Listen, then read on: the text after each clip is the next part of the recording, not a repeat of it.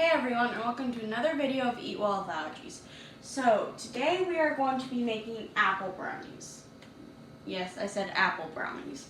So it doesn't have any chocolate whatsoever in normal brownies, and I think they're actually called blondies, maybe. So, and this is the second recipe from my grandma's recipes that I'm doing. So you are going to need a cup of butter, or 2 sticks of butter. You're also going to need 2 cups of sugar, 4 eggs, a teaspoon of vanilla, 2 cups of flour, 1 teaspoon of cinnamon, 1 teaspoon of baking soda. You're also going to need 2 apples. I chopped too many apples.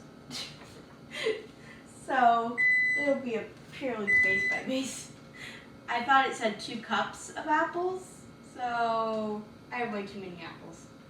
So this is going to be an experiment. First you're going to cream together the butter and the sugar. Now it just says mix and bake at 350. So I'm just basing this on my baking knowledge. So I'm going to combine the sugar and the butter and cream it together.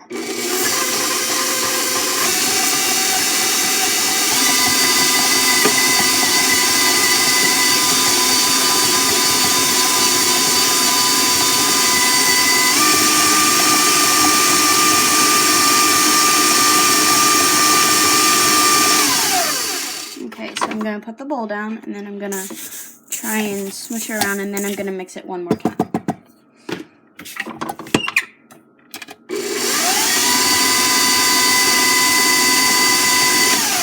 Okay, next part, whenever you cream together butter and sugar, you add eggs, milk, your liquid part, besides the butter. So now I'm going to scrape down my bowl and try and get as much of this egg replacer in as I can. And I mix together my eggs and the vanilla extract, so that's why it's a different color. Okay, that's as much as I'm gonna get. Okay, so I'm gonna mix this slowly in.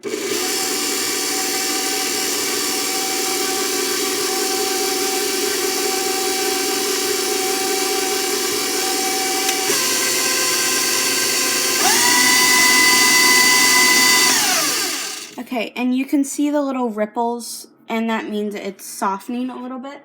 So now we're going to start adding the flour and baking soda and cinnamon. So I'm going to just do it spoonful by spoonful. So I'm just going to add a couple spoonfuls. That's about a 1/4 cup, I think.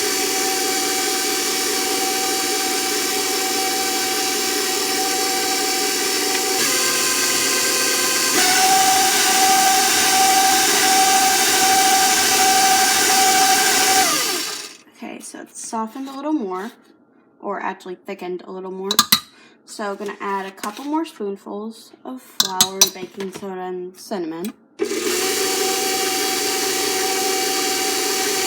And you can tell that the cinnamon is turning the stuff a little different color.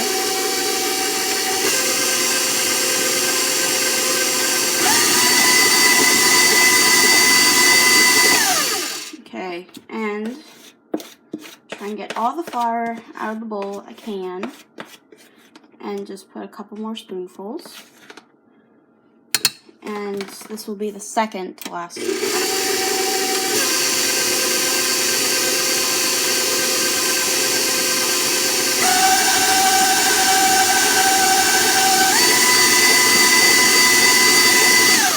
Okay, so this is the last of the flour.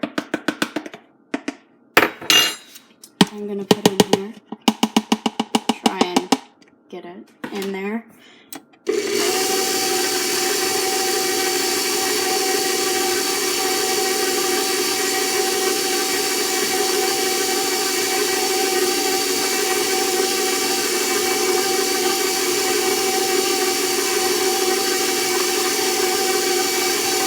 Okay, so I'm going to lower this and wipe down the sides.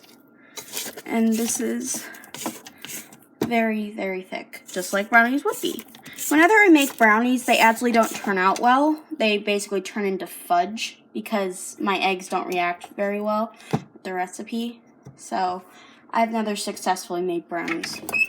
So I'm going to mix this one more time before I add the apples.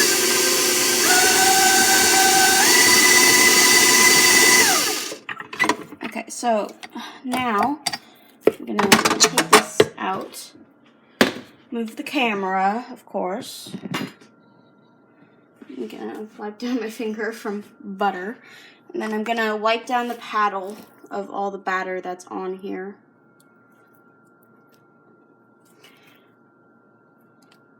And usually when I make a batter, this is my method. You cream butter and sugar together. You add your liquid, your eggs, your vanilla, your extract, that kind of thing. And then you add your dry ingredients slowly so you don't form lumps and that kind of thing. So there's our mixture. And I basically I thought it said 2 cups of apples, but it actually said 2 apples. So I'm just going to add it to the amount of apples I want. Or see if I can get about 2 apples in there. So, a couple handfuls, I think. So now you're going to fold this in, because if you were beating this in, then you would smush the apples. And you don't want to add too much apples, because apples still release moisture. So, you don't want to add too many, but you still want an even distribution. So, I'm going to add some more apples, because I want some more apples in here. And this requires some arm strength. And you can see that there are apples almost everywhere. So I'm gonna wipe down my spoon. And then I'm gonna kinda do that. I don't even know what the moon term is. So I don't even know what I'm doing right now. But I'm kind of pushing into one thing. I have a 9x13 pan that I've greased very well, so you can see the oil that I put in. And now I'm just gonna plop all of this batter into the pan.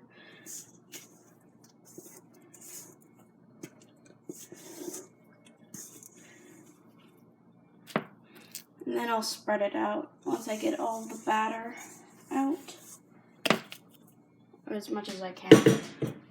Okay, so I'm gonna spread this out as much as I can with the oil.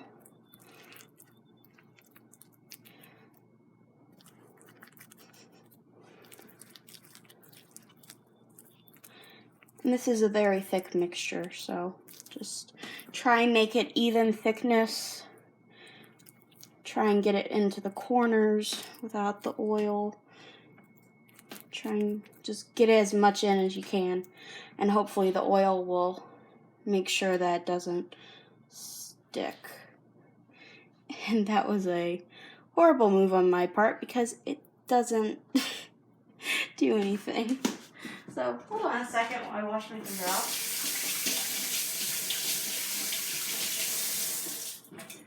Okay, so,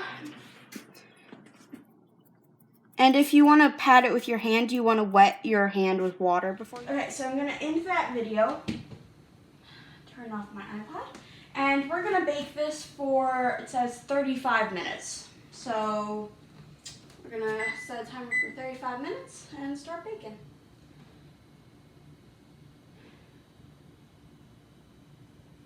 My timer takes a long time to...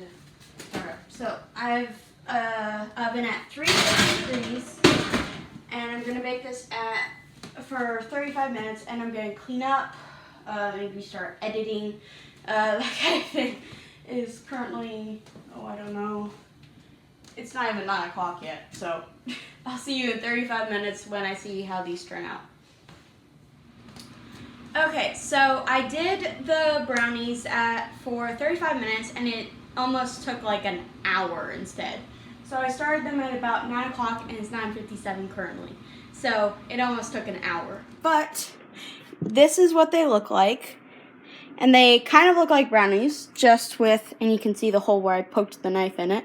But they look good. I won't taste them right now because I'm not eating currently. But they do look good. Okay, so next week, please like, subscribe, comment, go to my Facebook page, all that kind of stuff. Next week, I'll be making apple cake. So I'll be using frozen apples. It's called fresh apple cake, but I'll basically just get some of the frozen apples that I've frozen before and defrost them overnight, drain all the liquid off and all that kind of stuff so it can still be used. And I need to use that stuff for it anyway. So I'll see you next week for apple cake, which will hopefully be the last apple thing I have to make. See you then.